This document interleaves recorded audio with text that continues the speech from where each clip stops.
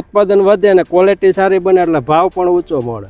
હું આ ગ્રેવિટીનો ઉપયોગ છેલ્લા 3 વર્ષથી કરું છું. તમે આ ફિલ્ડમાં જોઈ જ શકો છો ફૂલ કેવું દેખાય છે અને ફાલ કેવો દેખાય છે. મારું નામ ચીમનભાઈ ઉકાભાઈ રાદડિયા, ગામ સેલુકા. હું આ ગ્રેવિટીનો ઉપયોગ છેલ્લા 3 વર્ષથી કરું છું. સૌથી પહેલા તો નિમાટીન એક જ ઉપયોગ કરતો, પછી ગ્રેવિટી આવી. આ વર્ષે આ ભીંડામાં પેલા ગ્રેવિટીનો રાઉન્ડ લીધો હતો, ત્યાર પછી પોટાશ આપેલું છે. એટલે તમે આ જે ગ્રેવિટીનો તમે કહો છો અત્યારે ભીંડામાં ઉપયોગ કરેલો, પણ 3 વર્ષથી સતત બધા પાકોમાં ઉપયોગ કરો છો? હા. ગયા વખતે ગ્રેવિટીનો ઉપયોગ મગફળીમાં પણ કરેલો. મગફળીમાં 3 રાઉન્ડ કરેલા 20-20 દિવસના અંતરે, અને બહુ સારું એવું રિઝલ્ટ મળેલું. એટલે તમે પેલા મગફળીમાં વાપર્યું, પછી તમને સારું રિઝલ્ટ લાગ્યું, એટલે પછી તમને એમ કે હું આગળ બધા પાકોમાં ઉપયોગ કરું? હા. મરચીમાં પણ આનો ઉપયોગ કરેલો છે.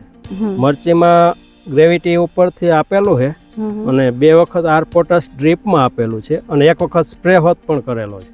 તો આ ગ્રેવિટીનો તમે ઉપયોગ આમાં કેટલા દિવસે કરેલો ભીંડામાં? ગ્રેવિટીનો ઉપયોગ ભીંડા અમારે 1.5 મહિનાનો થયો હતો ને, ત્યારે કોક કડી જોવાતી હતી, ત્યારે ઉપયોગ કરેલો હતો. ત્યાર પછી અઠવાડિયામાં બધે કડીઓ જોવા માંડી, ફૂલ જોવા માંડ્યા.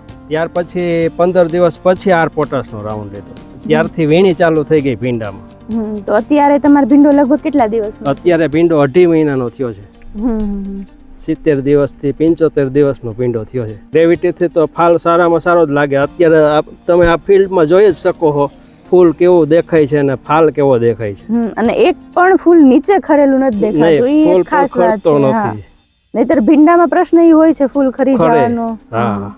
પોટાશ તમે આ પહેલી વાર વાપરેલું કે? ના, પોટાશ આ વર્ષે પહેલી વાર. મગફળીમાં 2 રાઉન્ડ કરેલા પોટાશના, અને મરચીમાં 2 વખત ડ્રીપમાં આપેલું, અને 1 વખત ઉપરથી સ્પ્રે કરેલું. હું બધા ખેડૂતોને એ જ ભલામણ કરું. અહીંયા ઘણી વખત ઘણા ખેડૂતો વાડીએ મળવા આવતા હોય ને, બધાને કહું તમે ગ્રેવિટીનો ફૂલ માટે ગ્રેવિટીનો ઉપયોગ કરો, અને પોષણ માટે પોટાશનો ઉપયોગ કરો.